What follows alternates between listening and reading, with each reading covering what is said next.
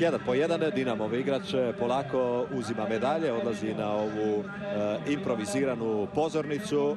Podsjetit ću vas da je Dinamo bio prvi puta prvak pod imenom Croatia 92.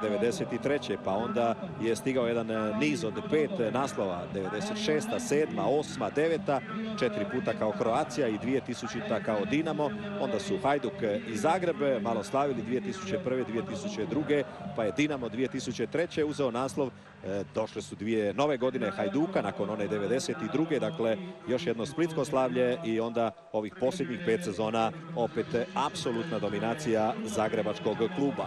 8 od 10 posljednjih trofeja je u Maksimirskim vitrinima i to je činjenica koju ne može nitko osporiti. To je nešto što samo potvrđuje da se sustavno, kvalitetno i dobro radi u ovom klubu. Naravno, ima pogrešnih kupovina, ima krivih procjena kao i u svakom klubu na svijetu, ali dominacija u hrvatskom nogometu niti jednog trenutka nije bila upitna.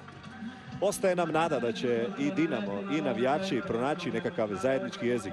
Naravno i policija koja je sada uvučena u cijeli taj sukob, ali o tome ćemo pričati nekom drugom prilikom. Pogledajmo najprije ovaj svečani trenutak i da će na obostrano zadovoljstvo u sezoni koja dolazi Dinamo imati punije tribine, ljepšu atmosferu i zdravije međusobne odnose između svih koji su uključeni u nogometni sport. Čestitke još jedan put Dinamu, pehar je u rukama kapetana Roberta Kovača u ovoj utakmici, a zatim redom igrača, evo i šampanjca. Po običaju najveseliji su ovi južnoamerikanci. Lučo Ibanez je prvi otvorio šampanjac, a vjerujem da će uskoro nazdraviti zajedno sa njim i ostali njegovi suigrači.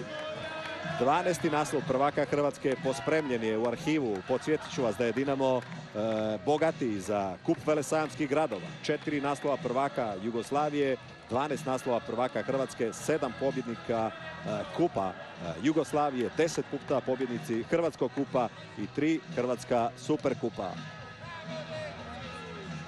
I oni malobrojni u svečanoj loži, Dinamo i povjerenici, slave zajedno sa ovom momčadi. Kažem, šteta je što svi ti odnosi međusobni između tog jednog cijelog kolopleta onih koji čine nogomet nisu bolji, jer naslov prvaka vidjeli ste kako se slavio u nekim od velikih nogometnih zemalja. Mi si mislimo da smo velika nogometna zemlja.